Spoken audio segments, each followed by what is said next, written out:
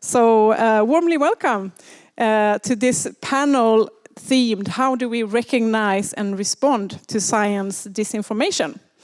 My name is Caroline Petersson and I work as a project manager at the Gothenburg Center for Sustainable Development. And as you already noticed then, this event is being recorded. So if you like it a lot, you will be able to see it again and share it with all your friends. Because of course we want to reach out with this important message to as many as possible. Before I introduce this great panel that we have here today, I want to say a little bit about the background to why we decided to organize this particular panel.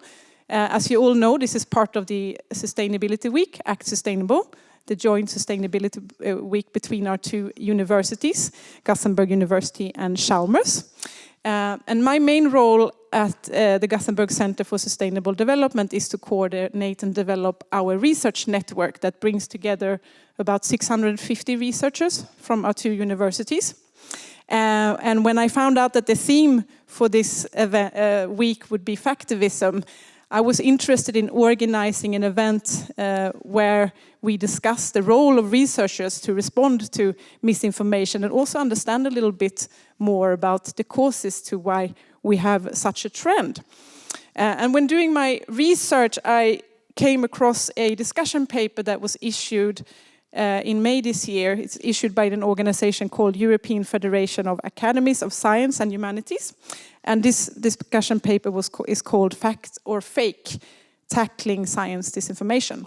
And I realized this paper provided us with a perfect framework to discuss. A great framework for a discussion, basically. And what the report highlights in particular is 3 areas where science disinformation is particularly common. And that is climate change, vaccine safety and pandemics. And it also gives quite a lot of advice as to what needs to be done in order to respond to this disinformation. And this is what we're going to discuss quite a lot.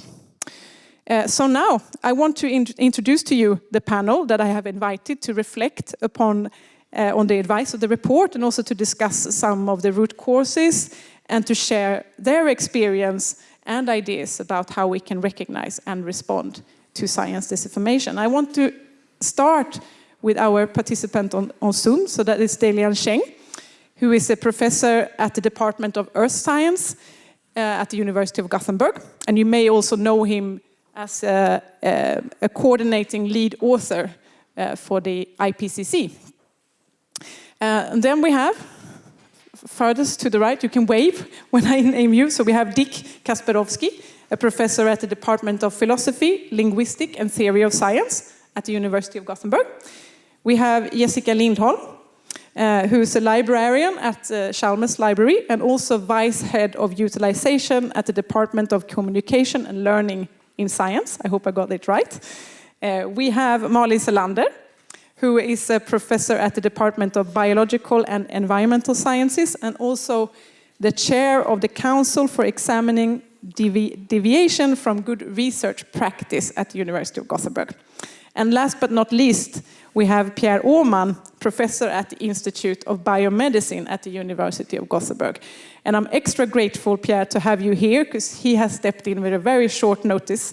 I asked him last week if he could join us since Ali Harandi, who is one of our vaccine experts at the University of Gothenburg, unfortunately had to cancel his participation. So that was the introduction to the panel. So we're going to start now with defining what is actually science disinformation. You already have the definition from the report on this slide. But I'm going to ask Delian Cheng to help us understand a little bit more. So Delian, please, would you like to start and explain a little bit more what is actually science disinformation and share some examples on how you can come across science disinformation within your academic field? Thank you very much. And I'm very happy to participate in this event because the topic's really highly relevant and it came timely.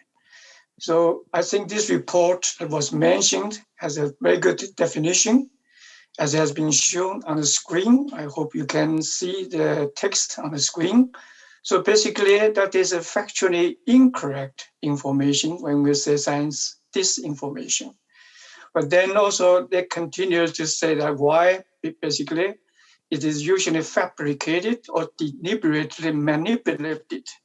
And with these two words, you can imagine the reasons behind most of the science disinformation.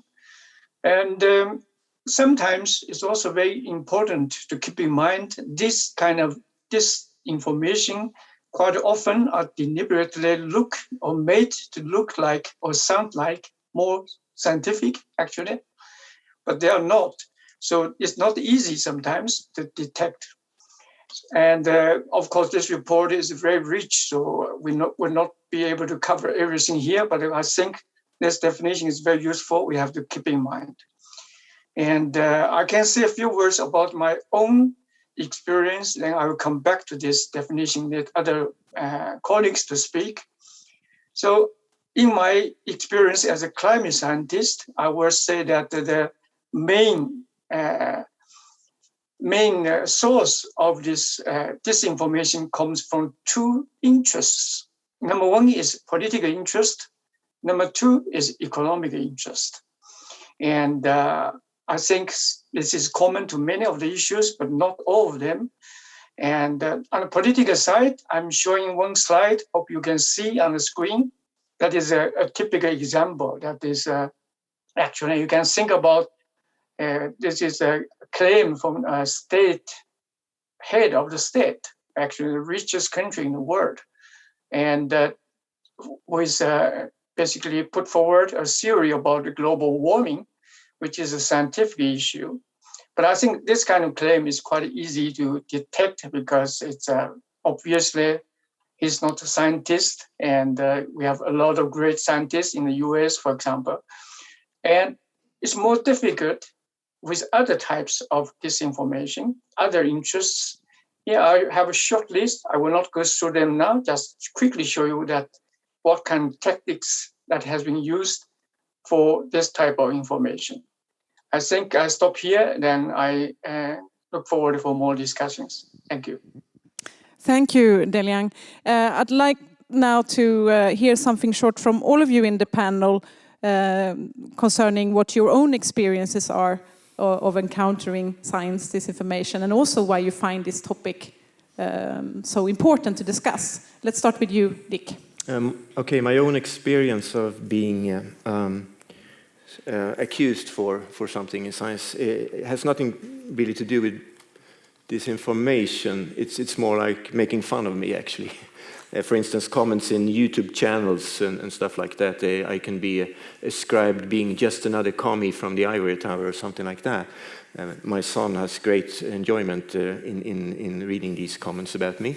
But when it comes to my interest in disinformation, it is grounded in my long-time research, maybe 20 years or so, in science communication and open science and citizen science and stuff like that. So it comes from that. How is scientific knowledge possible if you involve outsiders or non-scientists in the research process, and where can you do that with sustained quality? What about you, Jessica? Yeah, my general starting comment would be that it has never been as easy to publish research as now, and that comes with bad sides and good sides. And my example would be just a general example from the vaccine development, the pandemic, where a lot of research now comes out in something called preprints, which is before peers look at the results, it just comes out, and that leads to both the speed, which led the vaccines to be developed. We have global issues, and we need to work with the solutions globally as well. But that also meant that a lot of bad research, to call it that, came out very quick and picked up by nations and others. yeah. Malin? Yeah, my experience is more of having investigated a lot of cases where there was suspected scientific misconduct or deviation from good research practice, and then you see there's hard to see any clear patterns. But what definitely is seen is that some corners are being cut, and I can also see that it seemed to happen to very successful researchers or research environments, and I don't know if it has an inflated ego and then I know best kind of appearance or mentality, but certainly that is something that I seem to have noticed, and my passion for working with these questions is that we really need to protect or work for preserving the reputation, the trust, and the integrity of research, as well as the trust and the integrity of researchers. Because I mean, most researchers, I would say, are very good and should be trusted. But then we have those bad apples that we need to get rid of and prevent. Last but not least, Pierre. Yes, I have a completely different angle into this.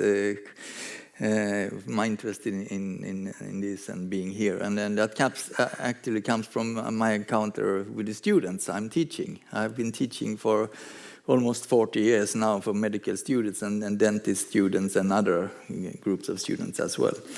And about 20 years ago, I was asked to set up another set of lectures. Cancer Tema Day, and I decided to explain how cancer develops according to evolution. I mean, the evolutionary principles, because cancers really arise according to evolutionary principles. There is one cell that gets crazy, and then under selection pressure and mutations gain more and more dangerous properties and develops into cancer cells. So and in the same time, I thought these medical students and dentists, they also need some common knowledge about human evolution and evolution in general. So I made a seminar where I made parallels and also brought up all the scientific evidence for evolution and compared it to the cancer evolution. And to my surprise, I was, after this first seminar, encountered by a group of students, medical students, who were very, very angry with me because they thought I should not speak about this thing. This has nothing to do with the medical education, they told me. And I was really surprised. I didn't understand why they were so angry. And until after the seminar, other groups of students came to me and said, "How good you did this! How good these are very religious students. They are totally relying on the Bible and the creation story in the Bible, and they are trying to convince all of us, and they're trying to criticize all of us believing in the scientific evolution theory and so on." So they had behind this, there was a strong discussion in the students group.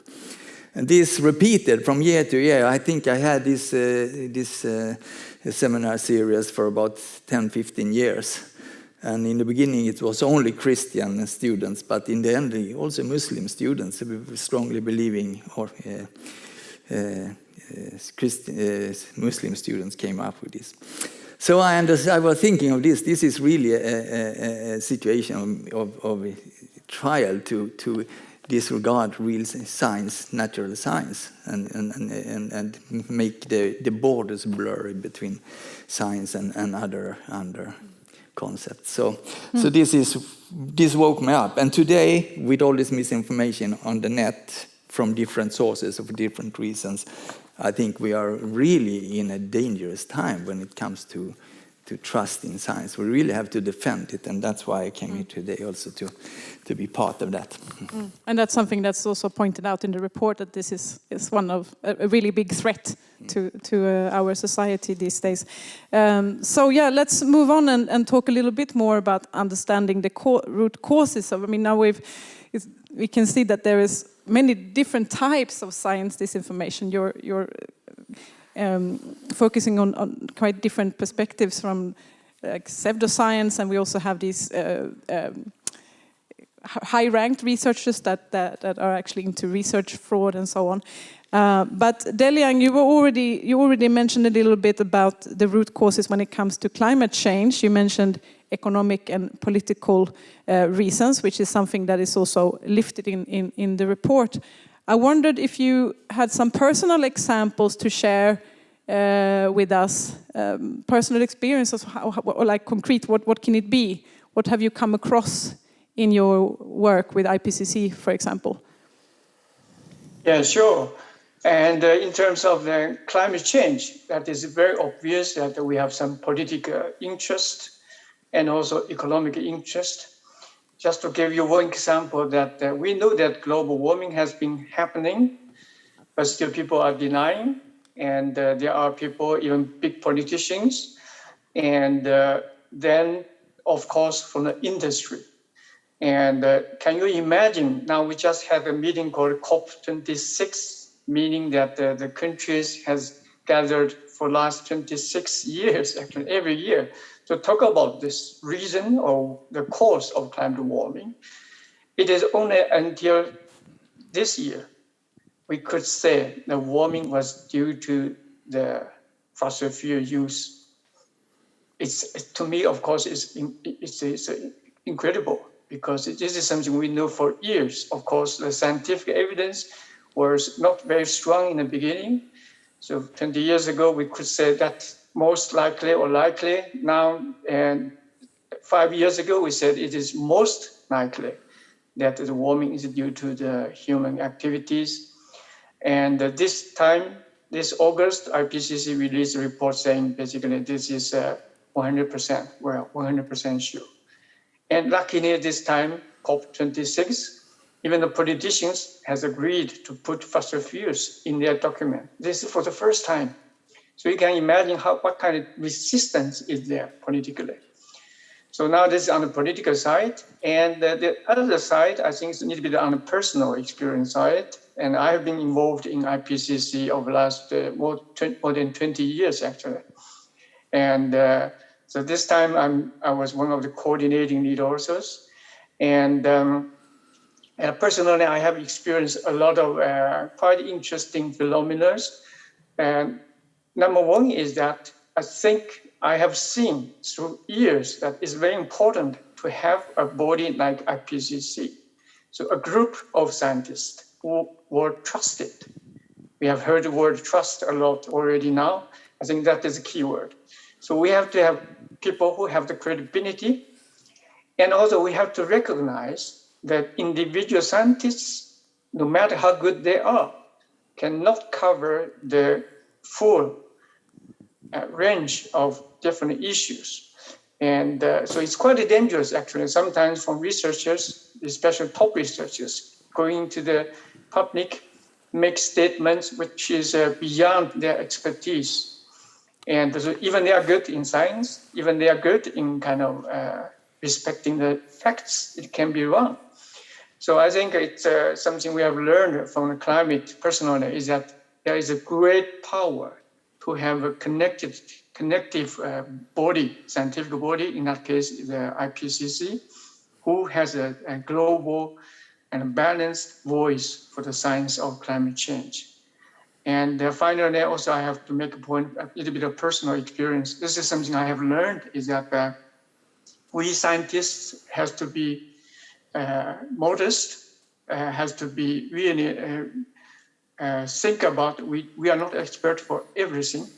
And at the same time, we have to use actually existing knowledge from the community and to educate or to make the public more aware of the scientific issues.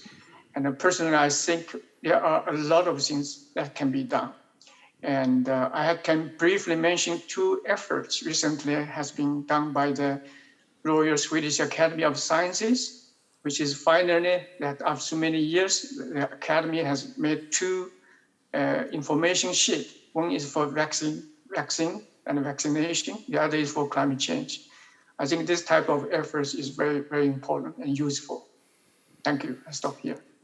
Great, Diliang. I hear you're eager to start talking already about the solutions, so we're going to focus more on that very soon. But to stick a little bit more longer on understanding the cause, I wanted to ask you, Pierre. I mean, I mentioned in the beginning that the report points to 3 areas where science disinformation is particularly important. So 2 of those are vaccines and pandemics. I know now that you're not an expert in those particular areas, but could you say something about what is behind this type of disinformation when it comes to healthcare issues in general?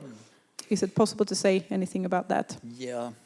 I think with regard to the anti-vaxxer, the origin of that movement is, of course, really, I mean, science disinformation, because a few individuals published papers that was totally false. I mean, maybe they had a good intention in the beginning. They want to be whistleblowers for something they believed in themselves, but then this grew to something completely, this is a ridiculous and really dangerous movement today. And I think the driving forces behind these movements today are as with for all the misinformation we have. I mean, there are people who have tried to gain just attention. I mean, there are many of those that are central figures in the movement today. They have no education. They are really nothing with regard to science.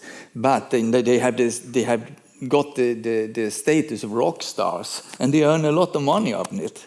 I think that's as simple as that for many of them. And then there are, of course, other driving forces as well as economy. Since you're mentioning these economic incentives, I mean, something that's very common that you come across among vaccine skeptics is that they often argue that medical research is corrupt and that can't be trusted due to links to pharmaceutical companies and so on. I mean, how do you respond to such arguments? Yeah, I mean, with regard to, I mean, if the pharmaceutical companies, they have economical interest, and they are extremely strong, of course. And there are many cases where you really can point at them and show that they really have influenced decision-making for using medicines and sometimes also occasionally vaccines taken the decision for using those that really are not good. So that's true, but that doesn't mean that everything is bad. And the thing is that we are not just in the hands of the pharmaceutical companies with regard to that. All nations that I know that have some kind of healthcare structure, they have set up boards to make decisions and evaluate and license medicine and vaccines and medical treatments before you use them. So there is this barrier from the governments to help to protect us against these strong economical forces. Malin, you already talked a little bit about the problem of scientific misconduct and so on. Can you tell us a little bit more about the mechanisms that drive such misconduct? Yeah, and I think that there are several driving forces, but one key that's mentioned a lot is the publish or perish.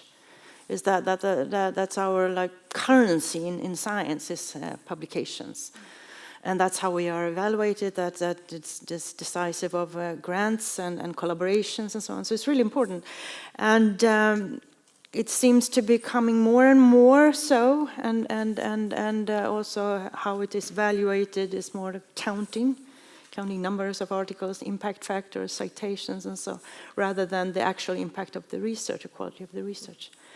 And then so I think that is one. And I read. I just took this paper out today. There was this in our Universitetsläraren, the university teachers magazine, and it was a really interesting article from Stefan Eriksson, docent at Uppsala University. He says three main causes for scientific misconduct is motive, pressure, and that's the publish perish, The second is possibility. It's I own my data, I can control my data, I can change my data. And the other is the rational, everyone else is doing it. I'm not really sure. I like the third one. I don't think everyone else is doing it. But it happens, and it happens too much. And what he really stresses is transparency. And for instance, I've seen when we investigate, I see sometimes there is a problem, you can't find the data, you can't find the raw data, you can't find the material, and you hear, well, my computer was stolen. They moved the lab, and then the boxes disappeared. And that person moved to another country, and we can't reach that person, and so on. So that is a responsibility for everyone involved, including the university themselves, really, to make sure that we store our research in a proper way, and actually we have to store it for 10 years. And also the thing about publications and how to become a co-author, what qualifies to be and I think that's also very important for you as students when you enter in a research environment, and you might join a group and you participate in the research, and you might become a co-author, and which is a great thing and a great honor and great experience. But there also comes with a risk that if something is happening with that paper, if something has shown not to be correct, and it might not be yours mistake, but some other mistake or gross negligence, what is your responsibility being the co-author, and what are the consequences for you being a co-author? And when we do investigate, we typically contact all the co-authors if there's a paper that has been suspected to have some problems. And then surprisingly often we hear from co-authors, well, I know nothing. I didn't really know the study. I just did a very tiny bit. So they focus on how little they contributed and how little they know, rather than, but they really want to share the fame. So that is. And I think, Jessica, you're going to talk about perhaps predatory journals. Yeah, well, my next question is for Jessica, hopefully then on the same topic, because I know that you're concerned about the fact that less credible publishers who claim to be scientific are often freely available, whereas a lot of journals from the highly trusted publishers are behind paywalls or only available for those in universities. So is this a growing problem, would you say? And can you give some examples? Yeah, we are very privileged as long as we have a computer identity at the university or campus area. We do have access to good research, all the stuff we need to study and conduct education. But as soon as you go outside of the university, or if you are like the public,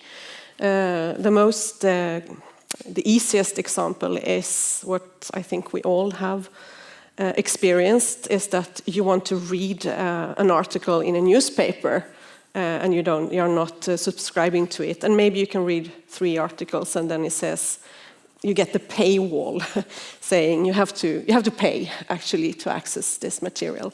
And at that point it's quite easy to go to a different source which is open and freely available, and it's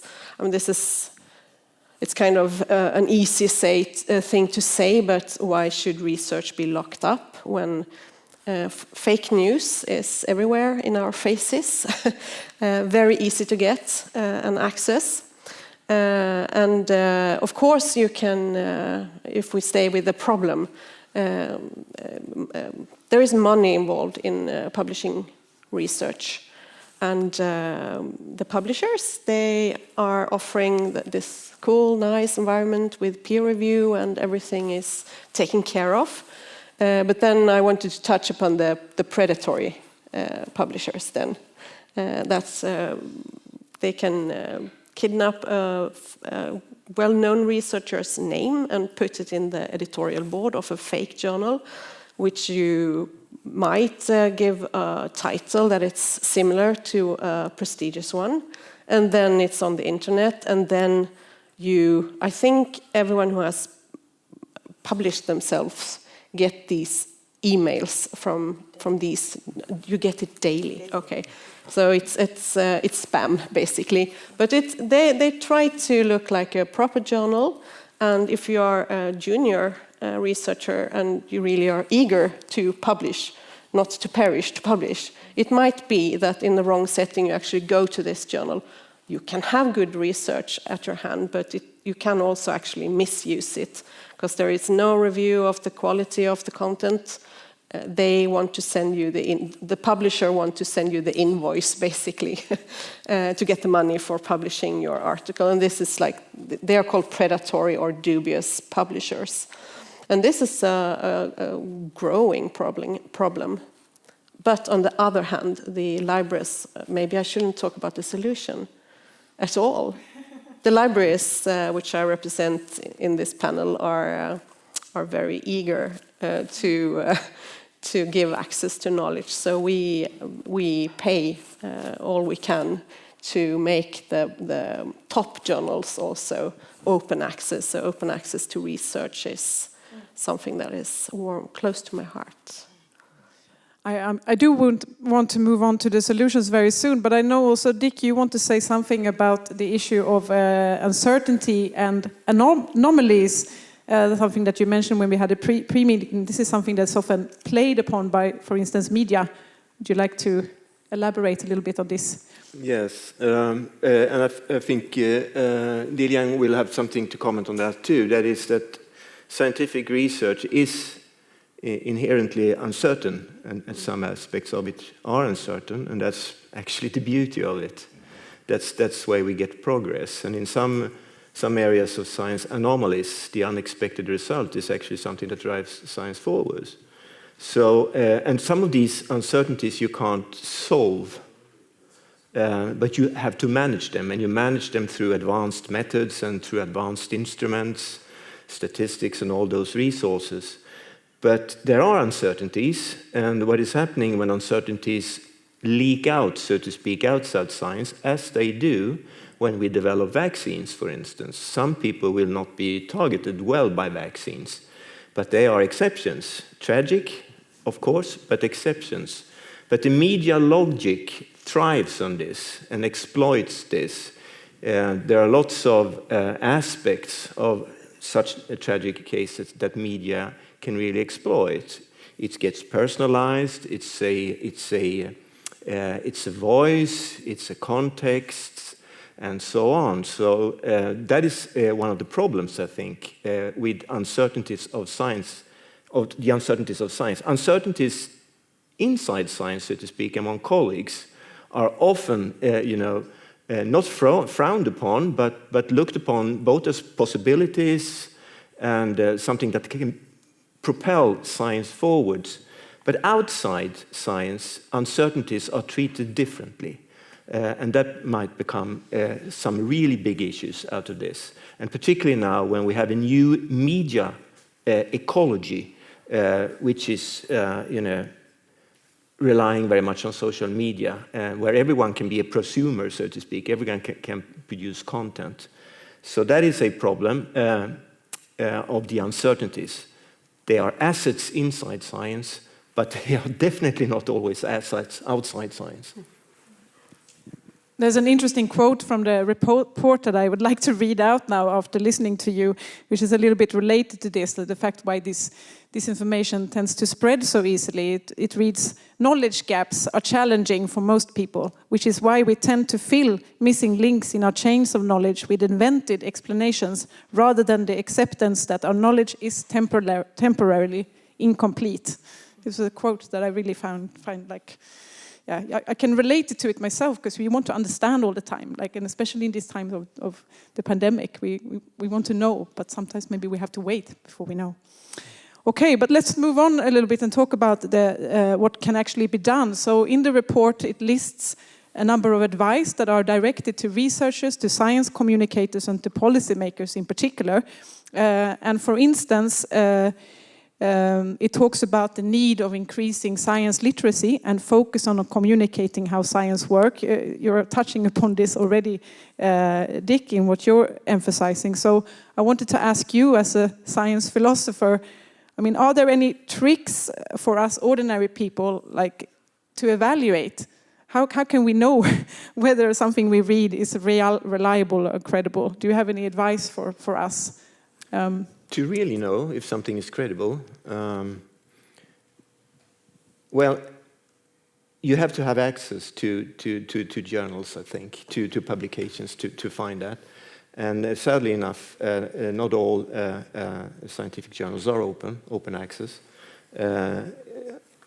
Though, if you have money from a Swedish research funder, if you have money from the Swedish Research Council, Vetenskapsrådet, or other state finance, or some of the private foundations in Sweden that finance research, you have to publish open access. So you have to make your research results available to a larger public than your peers, so to speak, than your colleagues. I think that's if you really need to have that, but that's of course extremely difficult to navigate it if you are not a researcher.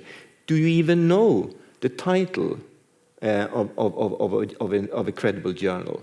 Science you might have heard of, Nature you might have heard of, but they are, I mean, they are the tabloids of science, so to speak. They're very short and very, the papers there, very high impact papers.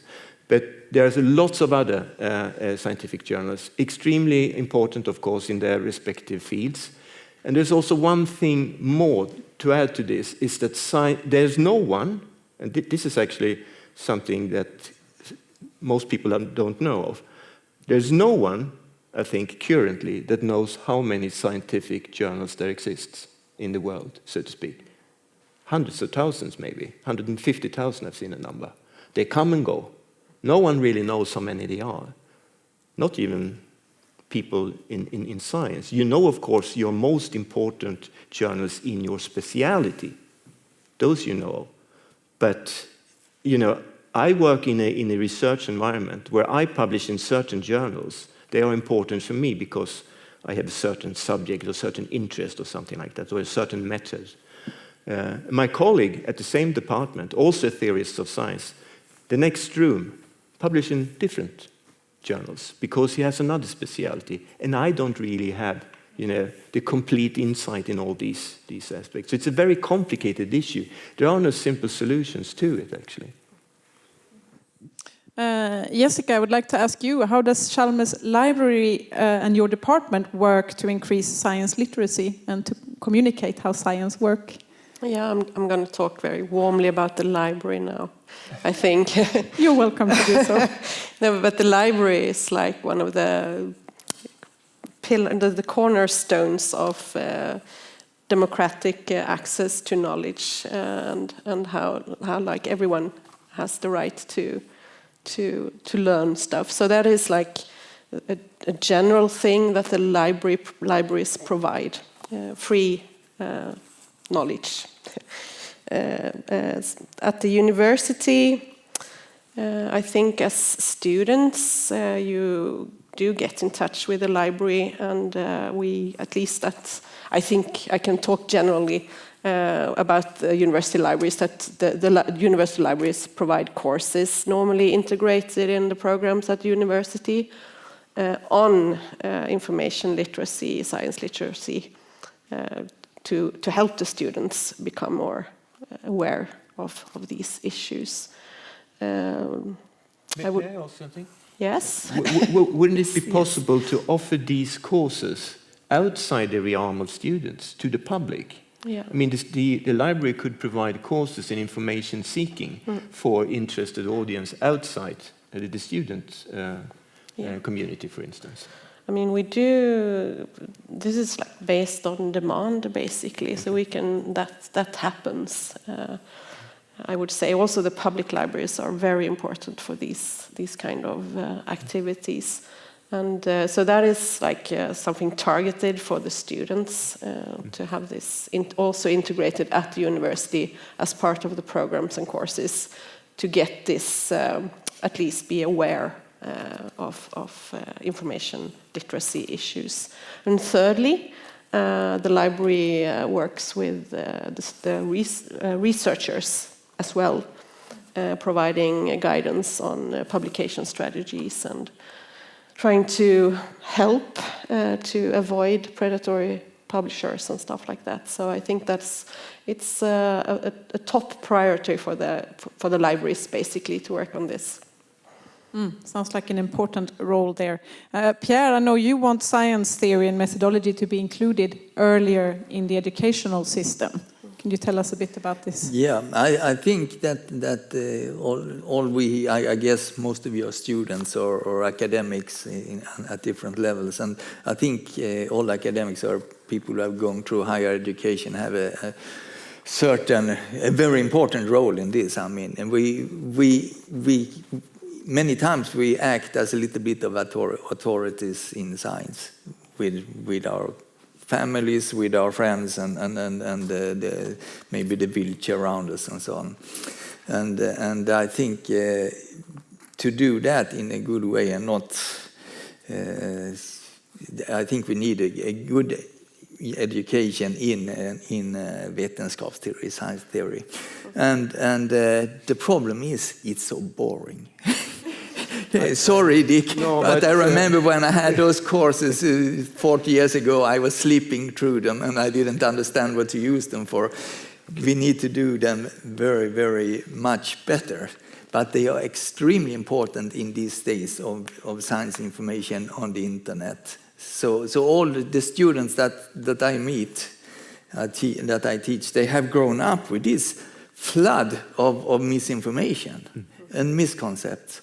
And I think early, the first thing in education at the university and high schools should be, maybe also Humanities in Sweden call them that, should be some kind of knowledge of vetenskapsteori, but it has to be done in a digestive way. Yeah, so we have a challenge here of how to make these courses more interesting. We need maybe a bit of Hans Rosling inspiration.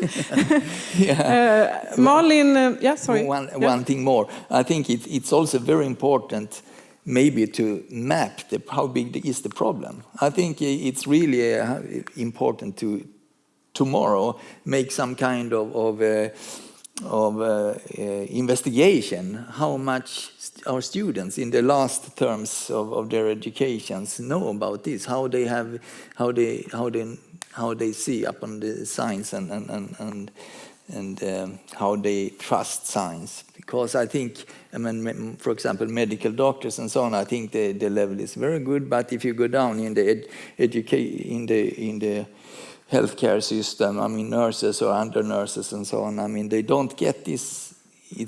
They are not so well prepared for this. Malin or Deliang, do you have anything to add on what we can do to increase science literacy and focus on how to communicate science? Yes, Deliang. Deliang, do you want to start? Okay. Yeah, absolutely. I think when we talk about the solution, we have to look at the problem again.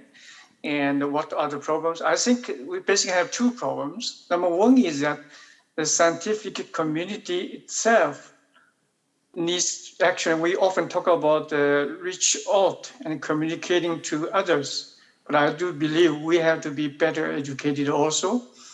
And the reason I'm saying this is that because talking about the philosophy of science or the methodology or integrity of science, I think there are methods and there are theories. And to me, the most important thing, maybe a simplified way to think about science is that we have to make people in science understand that we are in the so-called post-normal science era. And I think still many people have not been moving out of this kind of thinking. This means that we are not only dealing with our peers and our methodology or theory, and we have also been dealing with society, actually, or other stakeholders.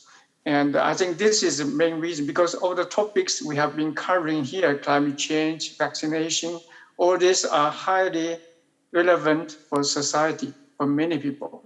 So I think the first thing is that we have to make our researchers aware of that, and also to look at the science we are doing from that perspective too, especially in terms of education and communication. And as a second part of solution, I think, is that we have to really reach out after we have been kind of being stronger ourselves, and also that has to do with, I think, hope Malin can add on. That is the misconduct in science, for example. There are this kind of cases which has been actually used to actually discreditize the science.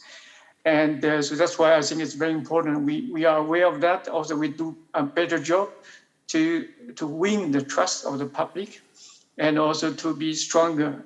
And of course, no matter what we do, people outside, especially people who are against science, still want to do something with their arguments by producing the bogus science. It looks like scientific, etc., because of the interest, as I mentioned before. And also because what they want to do is not to provide us alternative theory to, for example, for climate change or vaccination or not vaccinated. But quite often they are attacking the science itself, sometimes attacking scientists. And so we have to really protect them by, again, making the science stronger. And also I think we need some kind of mechanism to protect our scientists also. And I see many, especially in climate change science, people were attacked, my colleagues.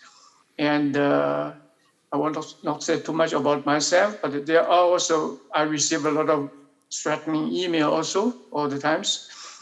And all these are really, I think in the long term will damage the science in the long run. So my solution is that to summarize, is that we as scientists, we should recognize that science has changed. We have a responsibility, not only for science, but also to be interacting with other stakeholders. And at the same time, I think the society, maybe the university, need to find a mechanism to protect the support of researchers. Because I know that, for example, just give you one example, to do something for the IPCC, which is very important, I can assure you that it's because of the power of the collective wisdom, as I said in the beginning. But we don't take this kind of things seriously in terms of the structure. And personally, I only got some support this time to support my IPCC work. And in the past, it has been very difficult because I have my day job also. To be involved in IPCC is very, very time consuming. And so we need to think about maybe to encourage more young people to be involved, but we need to give them support. Thank you. Thank you, Deliang. You were touching upon a lot of the other advice mentioned in the report, for instance, the need of more dialogue in science communication and the serious engagement with the public, and also the value to the virtue of intellectual humility when communicating. There are some of the advice that are emphasized in the report. Malin, did you have anything you wanted to add in terms of how to increase science literacy? Well, yeah, now I'm sort of focused here on the misconduct part and the deviation from it. And of course, we need to clean our own backyard first and be the good role models. But what also, we have a new legislation in Sweden since January 2020. And in order so now it's in the legislation that is not legal to do scientific misconduct. And the scientific misconduct in Sweden has been defined as falsification, fabrication, plagiarism. And we have a national board that investigate that. And the good thing now is that we have a national definition of what is scientific misconduct. The bad thing about it is that it's only it's sort of a narrow with the falsification, fabrication, plagiarism. There's so much more, but at least we have something. And the other good thing is that this can be appealed. So if you feel like you got convicted for doing any of these, you can go to the court, but what happens then is that then it's the judges to decide, and they don't know about the research that much. So we are a little bit navigating now in a new environment, and in terms of now it's becoming more with the legislation and the involvement of lawyers for good, and also there are some risks about that. But I would say what really needs to think about is the working environment, and because a lot of those cases, when it comes to when one can see what is going on, is also conflicts among different researchers, which is a natural driving force in research. I mean, researchers disagree. I mean, that's one of the driving forces. But it also could be that researchers have conflicts with each other, and then they use this as a weapon. So it can also be misused and cause a lot of trouble there. There's so many layers in this, I find. There's so many layers. I have many more questions, but I see that time is clicking, and I wanted to make sure that there is some time also for questions from the audience. So I think I will bring that in now. Yes, we have a question here. I will take 3 questions now, and I will repeat them, and we will ask them at the same time. So yes, please, start with your question.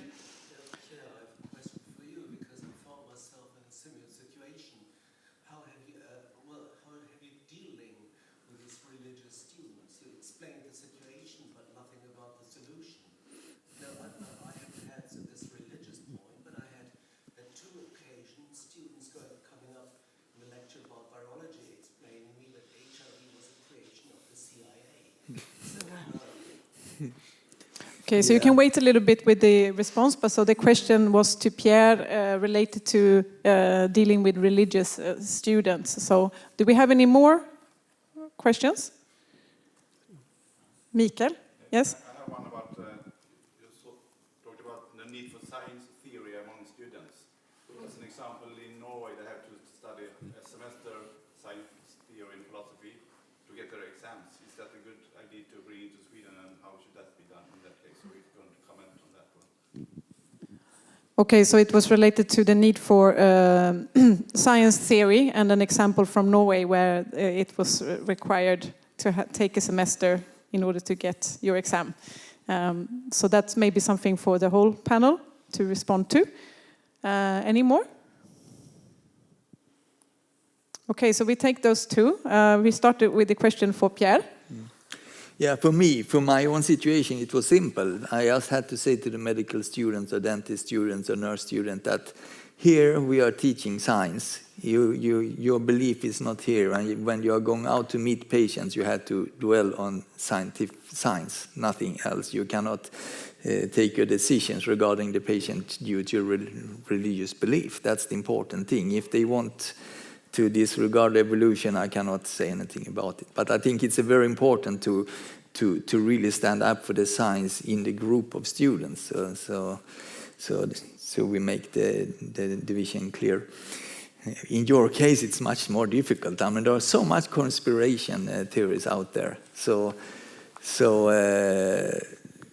it's really hard. I mean, again, one have to point to try to ask them to look really carefully into the scientific evidence of their theories, where they got them from. I have no really good other solution for your problem there. In fact, I asked them to explain to the other students what their arguments are. Yeah. That ended the story quite quickly. That's really good. Good. Dick, did you want to... Yes, I mean, the question in point must be here then. If you're a religious student, you're going to the medical program, you're giving good grades. For instance, this is a thought experiment then. Okay, you're giving good grades, and then you come up and have an argument about the theory of evolution. Can you still be a good doctor? Can you still be a good doctor in meeting patients and, supporting them with the care that is needed to cure them? Because that is the experience that the public will have with science. They won't know if you know about, or if you accept the theory of evolution. They know that you are cured.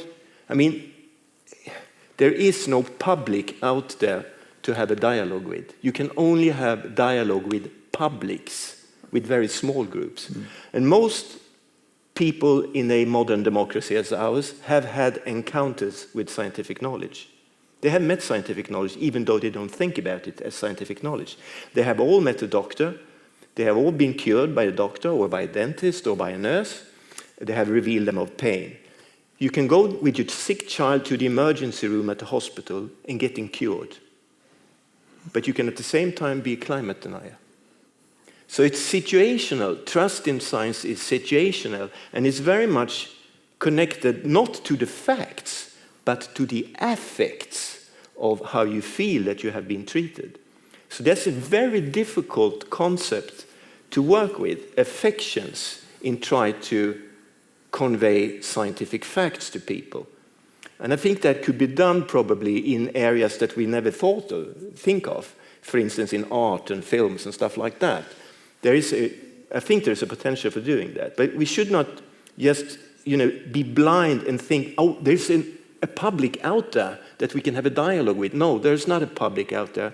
There is no such thing as a public. A public is created when the institutions of society are experienced not to be able to deal with important issues of the current situation. And that has been known since the 1920s. That's the problem of the public. There is no public, there are publics, and they have different experiences of scientific knowledge, or at least of practices that are relying on scientific knowledge. You can't avoid that if you are in a modern society today. Oh, sorry, got a little bit affected there myself. That's perfectly fine. May I add on? I mean, there are a lot of very religious doctors and nurses that are doing excellent work. The point is they have to make the decisions solely on science, not based on their religious beliefs. That's very, very important. Yeah. Anyone who wanted to comment on the example from Norway, whether we should...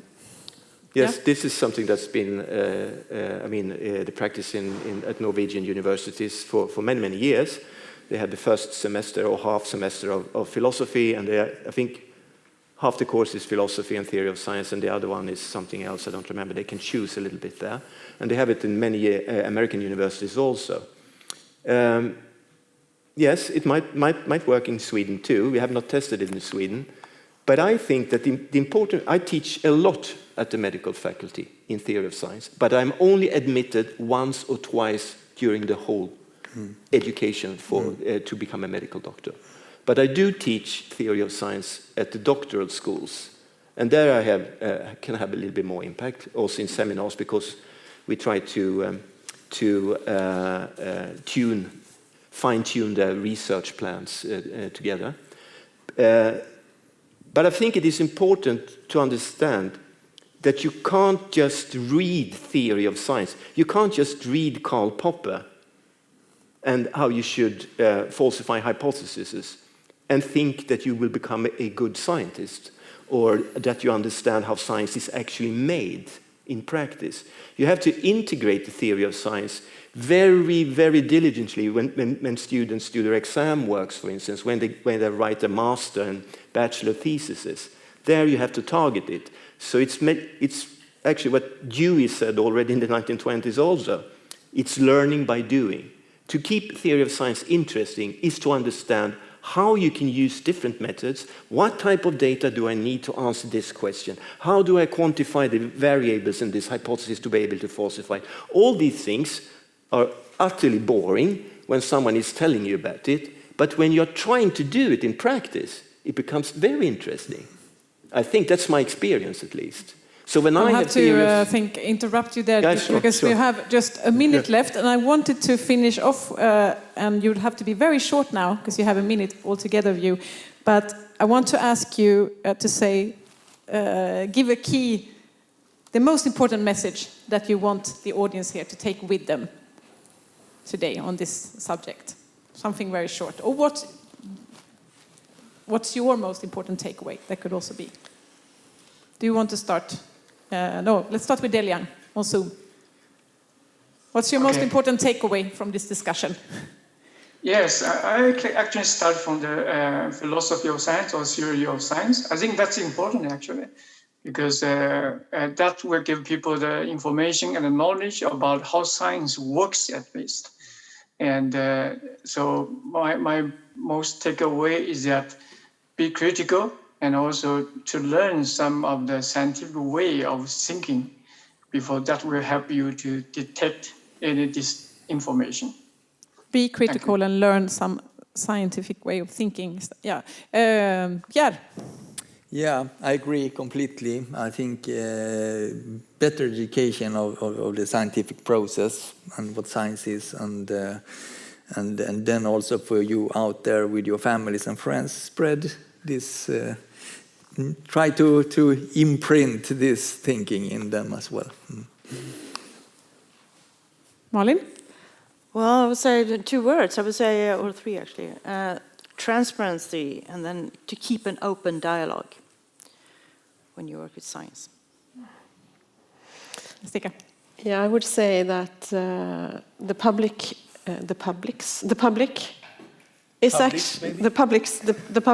is actually quite smart, in a sense too, and the public would benefit from good research being openly available for everyone to read.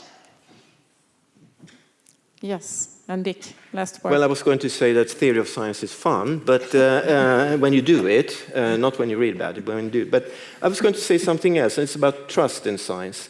The trust in science is not uniform, and it shouldn't be uniform either. And trust has to be nuanced. Trust is situational. You can mistrust scientific results. That is what we do as professional scientists. It becomes complicated when it comes out in society, of course. But you have to have trust in the system and the idea of science. That's something else. You can have trust in idea trust in the idea of science, how it is conducted and stuff like that, but you can still mistrust scientific results. So I think trust has to be more nuanced. It's not something that's out there and something that can be readily communicated. It's situational. It's situational for people out there, and it's situational for people inside science, so to speak. And another thing, science is not outside society. Science is always in society. And that makes other questions more important, I think, than just to disseminate them to a deficient, non-knowing public. The public is actually quite smart. That's a nice final word for discussion, I think. Science is not outside society, it's in society. Thank you so much for this. I would have liked to have at least half an hour more for this discussion. But applause to the panel, I think.